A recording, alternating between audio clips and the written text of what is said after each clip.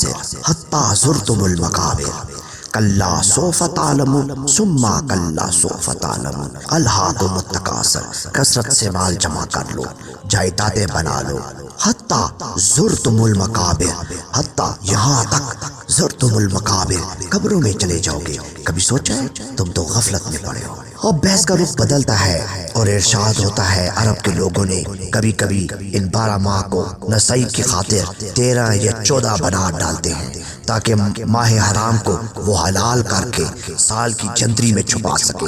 عرب میں ایک طریقہ تھا، یہ جو 12 مہینے تھے نا، انہوں نے اس میں کچھ رد و بدل کر کے ان کو 13-14 کر دیے تاکہ اس میں سے جو حرمت والے 4 مہینے ان میں آگے پیچھے معاملہ آگے پیچھے ہو جائے اور جو باقی مہینے ان کو بھی حلال کر دے۔ حقیقت میں مہینوں کی تعداد 12 ہے، ان میں سے 4 مہینے جو ہیں وہ حرمت والے ہیں، پاک مہینے۔ ان 4 مہینوں میں اپنے اوپر ظلم نہ کرو، یعنی جنگ نہ کرو، کسی کے ساتھ زیادتیاں نہ کرو، کسی کے ساتھ ظلم نہ کرو۔ لیکن اگر مشرکین ان میں تم سے متحد ہو کر جنگ کرنا چاہیں تو تم بھی متفق ہو جانا اور اپنے دفاع میں، اپنے بچاؤ میں ان کو صرف روکو۔ اے لوگو، جب تمہیں جہاد کے لیے کہا جاتا ہے تو کیوں اپنا بوجھ زمین پر ڈال دیتے ہو؟ یہ غزوہ تبوک کے وقت کچھ لوگوں کے جنگ پر جانے سے جھجکنے پر آیات نازل ہوئی تھی۔ کیا تم آخرت کے بدلے دنیا کی زندگی پر راضی ہو گئے؟ حالانکہ دنیا کی جو زندگی کی متاع ہے وہ آخرت کے مقابلے میں کچھ نہیں۔ اگر تم نبی علیہ الصلوۃ والسلام کی مدد نہ کرو گے تو اللہ خود اس کی مدد کرے گا، اسے تم لوگوں کی ضرورت نہیں ہے، وہ تو قادر ہے، قدیر ہے۔ جس طرح اس نے ہجرت کے وقت مکہ سے مدینہ جاتے وقت اپنے نبی علیہ الصلوۃ والسلام کی مدد فرمائی۔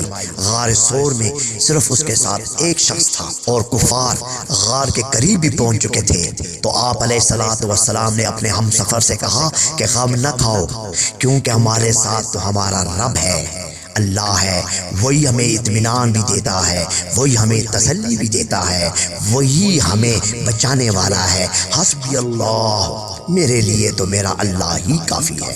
تو اس موقع پہ اللہ وحدہ لا شریک نے اپنا اطمینان ان پر بیچ دیا، اس لیے کہ اے لوگو، سب کے سب جہاد کے میدان کی طرف چل پڑو، چاہے تم 12 ہو یا جتنے بھی ہو، اپنے اموال اور جانوروں کے ساتھ اللہ کی راہ میں جہاد کرو۔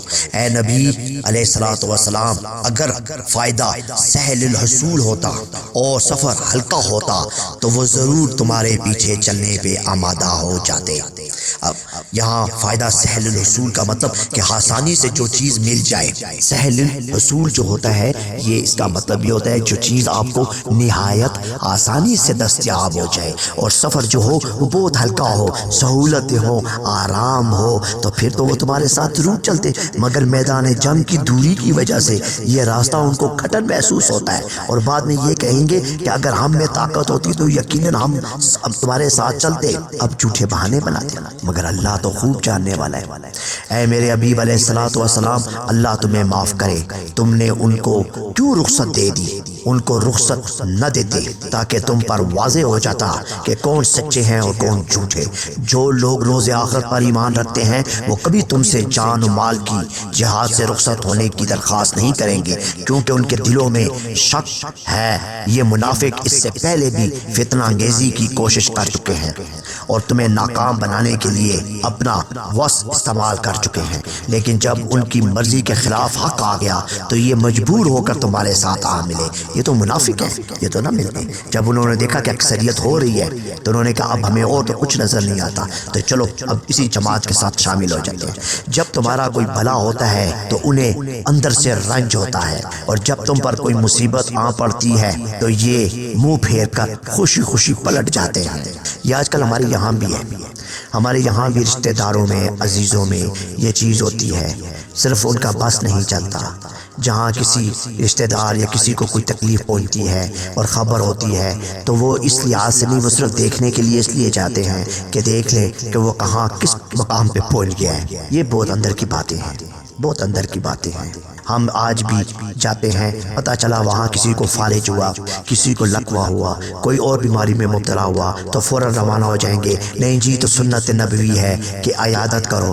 خدا کے بندے، عیادت یہ نہیں ہوتی کہ گھر والوں کو بھی پریشان کرو اور مریض جو اپنی تکلیف میں ہے اس کو بھی پریشان کرو۔ جائیں پھر محبت سے جائیں، تسلی دیں، اس کے لیے کام کریں، اس کی خدمت کریں، اس کے ساتھ بیٹھیں، اس سے پیار کریں، اس کو دلاسا دیں۔ یہاں تو جا کر اس کے سامنے بیٹھ جاتے ہیں اور پرانے قصے شروع کر دی، اپنی کہانیاں شروع کر دی۔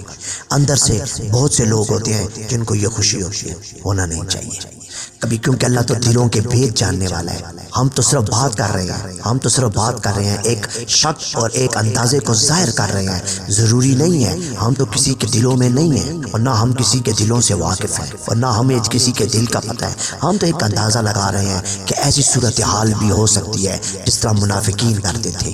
جب بلا ہوتا تھا مسلمین کا تو منافقوں کو ایک رنج پہنچتا تھا اندر سے۔ اب یہ اللہ بیان کر رہا ہے، جبکہ وہ مسلمین تو اس سے واقف نہیں تھے۔ اللہ خود بیان کر رہا ہے کہ وہ اندر سے خفا ہو جاتے تھے کہ ان کا بھلا کیوں ہو رہا ہے، اور جب ان کو کوئی تکلیف یا کوئی پریشانی ہوتی تو یہ جلدی سے منہ موڑ کے وہاں سے ہٹ جاتے کہ اس تکلیف میں شامل تو نہیں ہے، اور بہت خوشیاں مناتے تھے۔ یہ حالت ہے اور یہی معاملات کچھ ایسی، یہ بیسیکلی سنتیں ہوتی ہیں۔ سنتیں صرف انبیاء کی نہیں ہوتی، سنت ہر چیز کی ہوتی ہے، سنت اللہ کی بھی ہے، سنت ہر برائیوں کی بھی ہوتی ہے۔ جو سنت طریقہ ہوتا ہے، سلوک ہوتا ہے، برتاؤ ہوتا ہے، اندر کا معاملہ ہوتا ہے، سنت اس کو کہتے ہیں۔ لہٰذا یہ تو ہر برائی کی بھی سنتیں چل رہی ہیں۔ لہٰذا آگے چل کے دیکھتے ہیں کہ اے میرے حبیب، ان منافقین سے کہہ دو کہ تم راہ اللہ میں جو مال خرچ کرو خوشی سے یا کراہت سے، وہ قبول نہ کیے جائیں گے۔ اب منافقین کے لیے یہ بات واضح کر دی کہ اب تم جو اللہ کی راہ میں مال بھی خرچ کرو، چاہے خوشی خوشی کرو یا اندر سے تمہیں کراہت محسوس ہو، مگر اللہ قبول نہیں کرے گا، اس لیے کہ وہ تمہیں جانتا ہے۔ یہ نماز کے لیے آتے ہیں تو عجیب سے بن کے آتے ہیں، اور جب اللہ کی راہ میں خرچ کرتے ہیں تو بادل ناخواستہ خرچ کرتے ہیں۔ آج بھی جو نماز کے لیے مساجدوں میں اجتماعوں میں آتے ہیں، بعض ان میں ایسے ہوں گے جن کا دل نہیں ہوگا، صرف لوگوں کو دکھانے کے لیے کہ اب لوگوں نے دیکھنا ہے کہ میں نماز پڑھنے نہ گیا تو فلاں کیا کہے گا، فلاں کیا کہے گا، چلو نماز کے لیے چلا جاتا ہوں، جا کے پڑھ لوں یار۔ اس کا تو دل نہیں ہے، تو کیوں نہیں تم اللہ سے دل لگاؤ، اللہ کے لیے کام کرو۔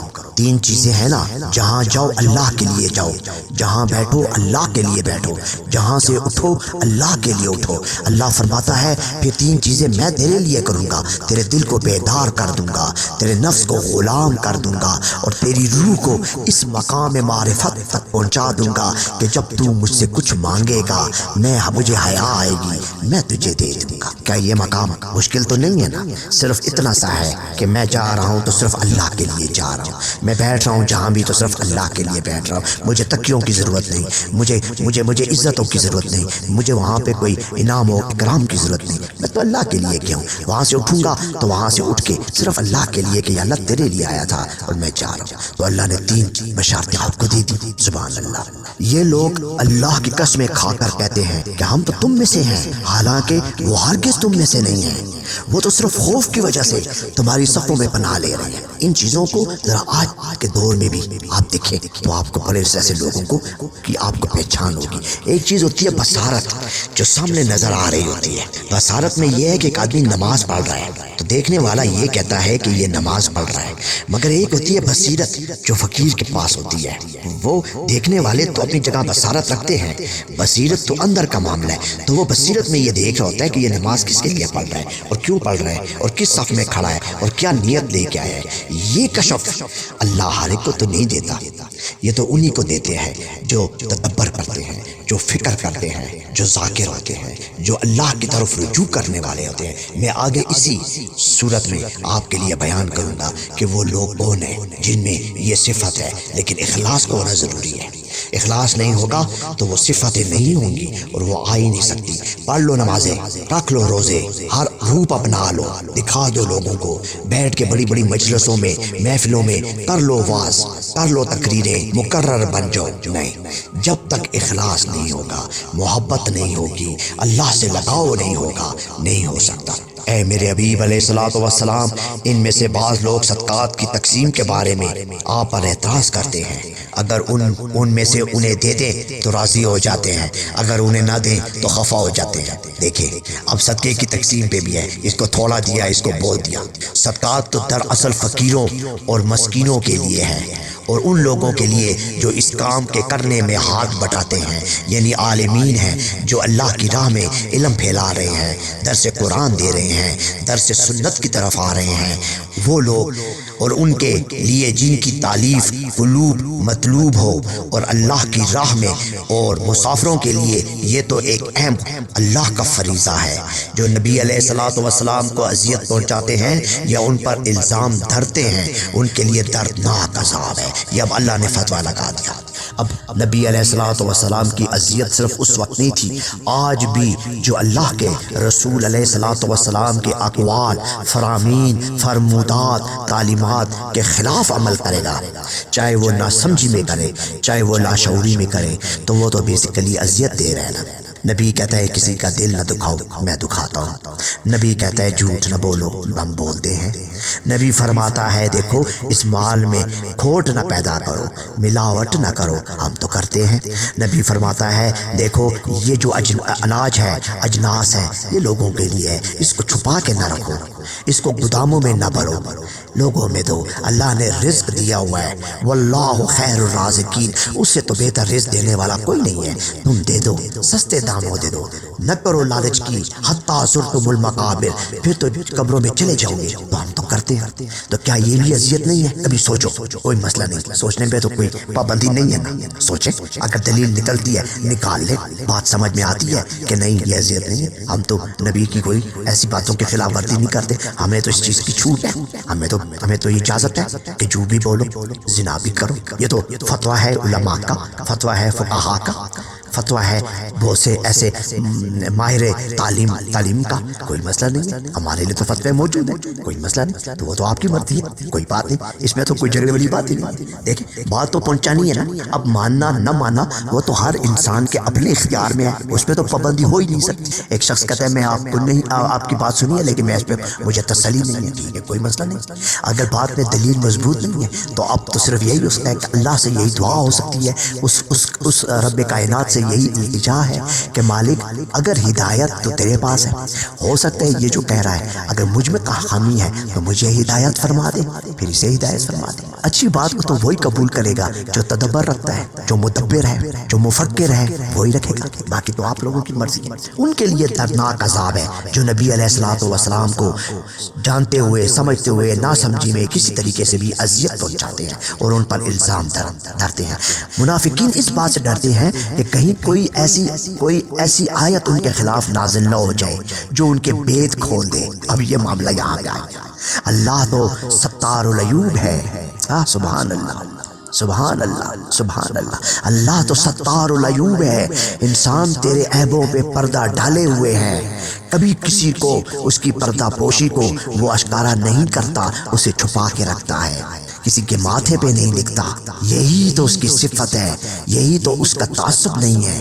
ہم تو بہت جلد ایک آدمی کو ننگا کرنے میں نہیں چھوڑتے، موقع ملا سب کچھ کر ڈالا، جہاں سے دل چاہا سب کچھ کر ڈالا۔ تو منافقین اس بات سے ڈرتے ہیں کہ کہیں کوئی ایسی آیت نازل نہ ہو جائے کہ ان کے بید ہی کھل جائے، اور جب ان سے برے کاموں کا پوچھا جائے گا تو کہتے ہیں ہم تو مذاق کرتے ہیں۔ تو کیا یہ اللہ اور اس کے پیغمبر علیہ الصلوۃ والسلام کی آیات کا مذاق اڑاتے ہیں؟ ان سے معذرت نہ کرو، ان کو کہہ دو تم ایمان لانے کے بعد بھی کافر ہو۔ دیکھو منافق ایک ایسی ہے، البتہ آج کل کے دور میں یہاں پہ ایک بات کرتا چلوں، نہایت عاجزی کے ساتھ، نہایت پیار کے ساتھ اور نہایت بہت ہی آپ کے سامنے ہلکا ہو کے کہتا ہوں، کسی کو منافق یکدم نہ کہا کرو کہ یہ شخص منافق ہے۔ یہاں پہ لفظوں کا چناؤ اتنے پیار سے کرو کہ آپ کے لفظ کے اندر دوسرے کی مطلب وہ کہتے ہیں نا کہ حتی کہ عزت کا بھی خیال رکھو۔